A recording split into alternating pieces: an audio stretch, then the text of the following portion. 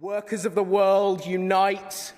You have nothing to lose but your chains. Conference, Angela Rayner, first time deputy leader. The warm wine, the beige buffets, 8 hours compensating meeting if you were lucky. The struggle takes many forms. Our country stood together in the face of a global crisis. A crisis that we survived through shared values of collectivism, community and public service. Labour values, British values of collectivism. Everybody remembers why they joined Labour. What was it for you? For me, Jeremy Corbyn.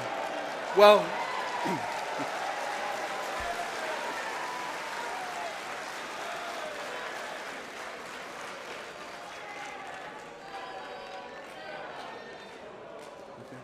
well, let me tell you what it was for me.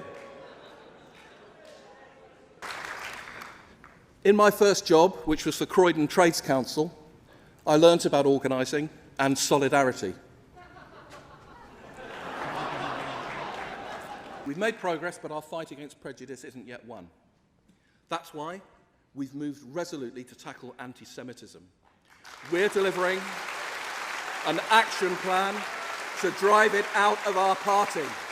Workers of the world, unite. You have nothing to lose but your chains. I'm working hands-on with the Jewish community to regain their trust. That's why, confidence, with your support, we will have, by December, an independent complaints process for all forms of discrimination. But we can't just deal with symptoms.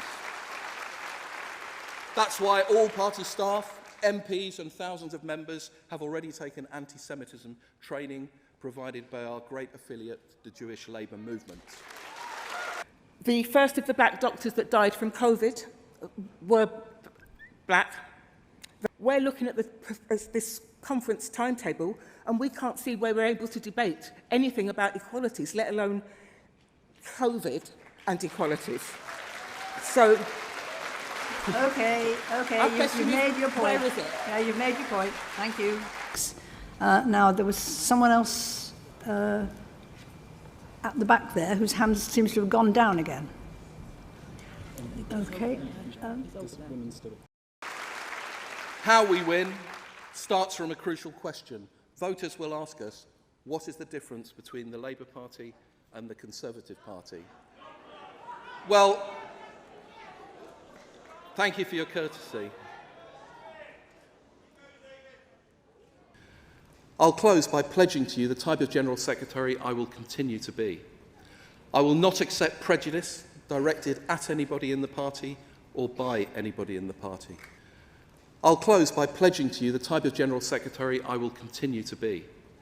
I will not accept prejudice directed at anybody in the party or by anybody in the party. It takes 2 Tory men to do the job of 1 Labour woman. Conference. COVID-19 has increased inequality for women in the UK, in particular black women, working class women, women on low incomes, disabled women, mothers and carers. The thing is, with COVID, women were affected far more than anybody else, really.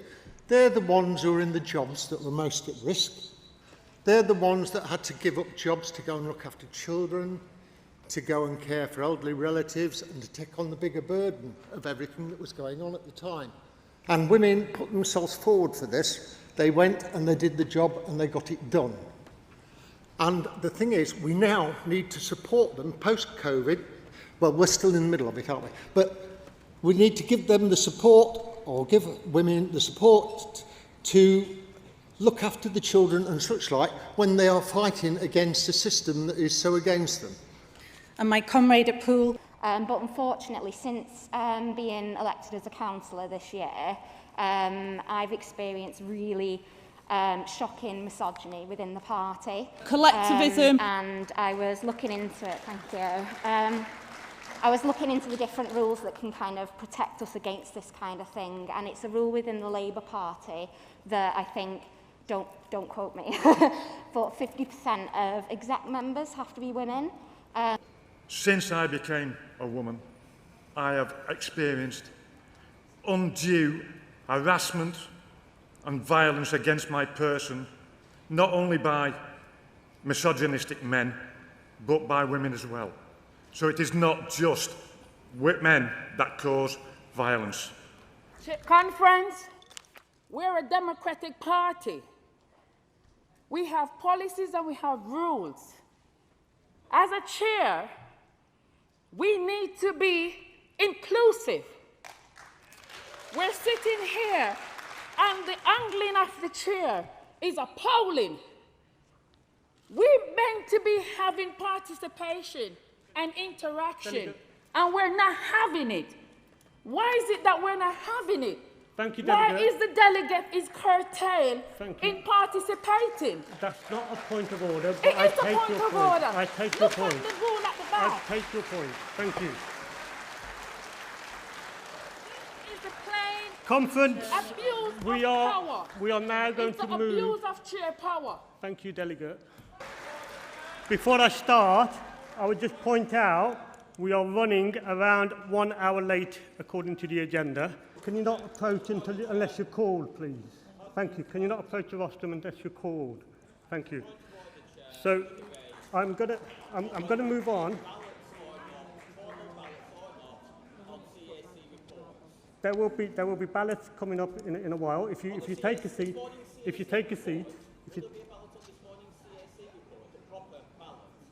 No, that's been approved. That's been approved. Thank you. So, conference. We have Comrades of Labour Conference, my name's Joe Attard. Comrades, we saw an entire CLP who attempted to represent a resolution unable to do so because presumably all of their delegates have been suspended. I heard just now of a comrade of mine dragged out of conference for wearing a T-shirt. This T-shirt. Comrades of the Labour Party, we are socialists. We are part of the Labour movement. This party belongs to us, not to David Evans, not to Keir Starmer, and not to the bankers and the city that they aim to represent over you. Joseph Attard, Ealing Central and Acton, and proud supporter of socialist appeal, a Marxist member of the Labour Party. Conference. Time. Thank you. Delegate.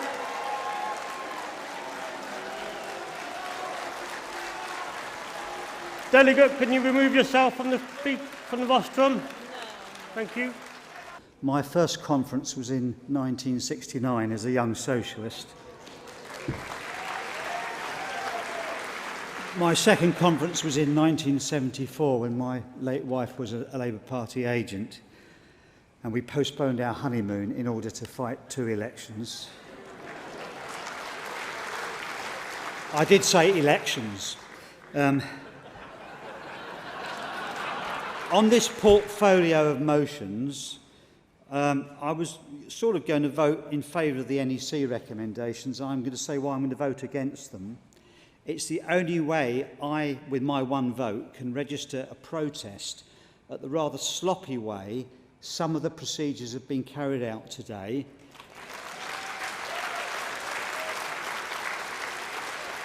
And can I say, for the sake of clarity, I voted for Yvette Cooper and I voted for Keir. And if Keir stood again tomorrow, I'd vote for him tomorrow. But I'm not happy with the procedures, okay? And I'm not happy with the heavy-handedness that's going on, creeping in. You can't surely believe that it would be right for anyone who's been subjected to or accused of, for example, sexual harassment, to have their ordeal dissected and debated in front of 2,000 people. But that could happen. As previous speakers have said, it could happen under this proposal. Yes, our MPs must, like all of us, be held to account. But there are better ways to do it. Don't turn, please, don't turn our disciplinary matters into a gift of dirty laundry to the Tories. Please, conference, vote against this dangerous and divisive amendment. Wendy eloquently set out the NEC position ahead of any debate. Ahead of any debate. The NEC has just there had another bite of the cherry. Comrades here who moved motions, put rule changes in, we're not able. Hang on, we're not able. I haven't finished yet, Chair. You're not sure? I've not finished. This, I'm afraid, is heavy-handed and it is a stitch-up. And we're calling you out for that, Chair. Thank you, Delegate. That's not a point of order. I'm going to move on. I think what delegates want to do is to vote on these rule changes, and that's what I want to move to as quickly as possible.